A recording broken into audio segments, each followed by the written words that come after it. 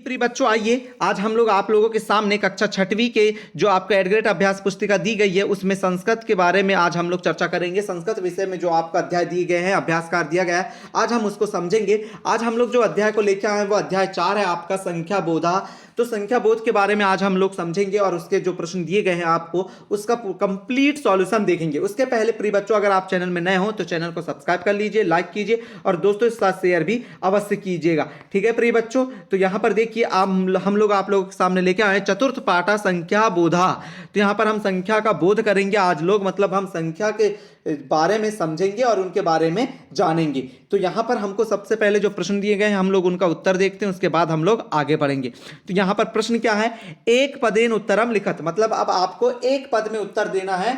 ठीक है, तो एक पदेन उत्तरम लिखत कति बालको स्था। मैं आपको बता दूं, ये हम जो सॉल्यूशन करा रहे हैं आपको प्रोवाइड करा रहे हैं, ये आपकी पाठ्यपुस्तक का, और ये पाठ्यपुस्तक का पृष्ठ क्रमांक जैसे यहाँ पर 29 लिखा है, तो आप लोग पाठ्यपुस्तक में जाएं संस्कृत की और वहां पर 29 प्रश्न में देखें। आपको ये पूरे प्रश्न तो नहीं मिलेंगे, लेकिन वहां पर आपको समझाने के लिए जो दिया गया उसी से प्रश्न बना के दिए गए हैं, जो आसानी से आपको समझ आ जाएंगे और आप उनका उत्तर कर लेंगे। मैं यहाँ पर आपको समझाते हुए पूरे उत्तर लिखा रहा हूं, आप इसके लिए चैनल को सब्सक्राइब कर लीजिए और दोस्तों से शेयर और लाइक भी अवश्य कीजिए। चलिए पहला प्रश्न लेते हैं, कति बालको हिस्ता।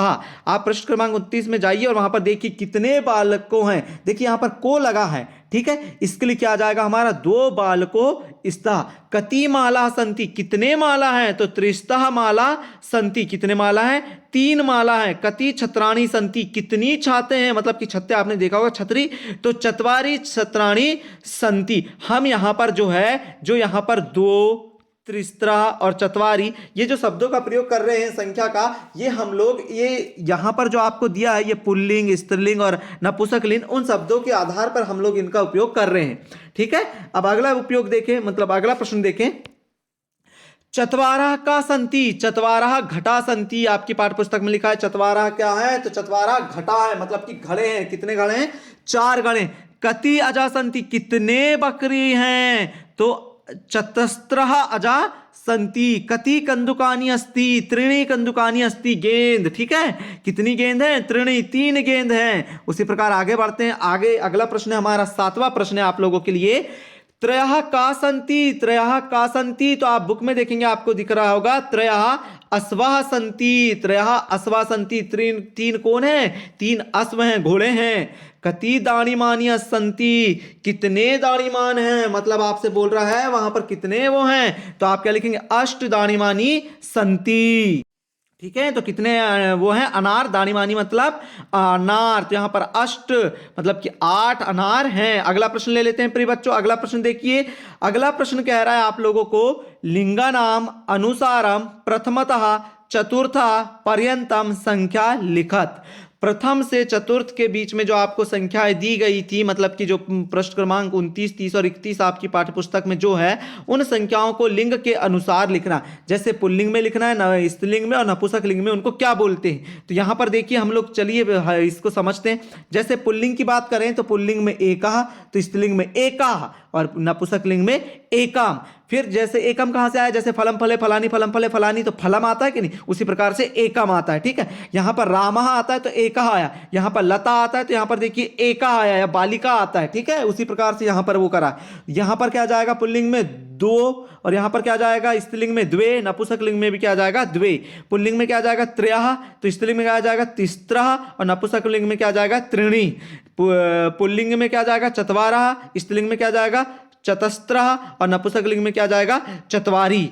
पुल्लिंग में क्या जाएगा, पंच, स्त्रीलिंग में क्या जाएगा, पंच और नपुंसक लिंग में भी क्या जाएगा, पंच। इस प्रकार से आप इस प्रश्न का भी उत्तर कर लेंगे। ठीक है प्रिय बच्चों, अब हम लोग अंतिम प्रश्न लेते हैं इस अध्याय का। अंतिम प्रश्न क्या कह रहा है यहां पर आपके सामने, वो कह रहा है प्रथमतः 10 पर्यंतम वस्तुनाम प्राणीनाम सहितम संस्कृते संख्या लिखत। यहां पर बोल रहा है आपको प्रथम 10 जो वस्तु हो सकते हैं, प्राणी के नाम संस्कृत भाषा में लिखिए और उनके नाम बताना। जैसे एकम पुस्तकम, फिर 2 पुष्पे, मतलब कि 2 पुष्प, यहां पर 1 पुस्तक।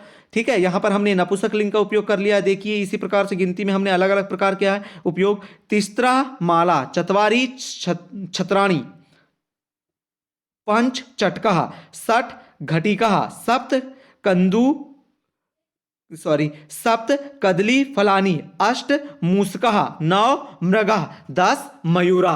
इस प्रकार से हमने क्या करा, 10 वस्तुओं के नाम या प्राणी के नाम कह सकते हैं, हमने संख्या के आधार पर उन्हें बताते हुए लिख दिया। ठीक है प्रिय बच्चों, आप भी इस प्रकार से लिख लीजिएगा और कोई भी डाउट है तो कमेंट कीजिएगा और पूछ लीजिएगा। कमेंट करोगे तो मैं आपके वहां पर पूरे प्रश्नों का उत्तर आपको आसानी से दे दूंगा। कुछ भी डाउट है तो आप कमेंट करके पूछिए और चैनल को सब्सक्राइब अवश्य कीजिएगा। अब हम मिलते हैं अगले वीडियो में। Thank you for watching student.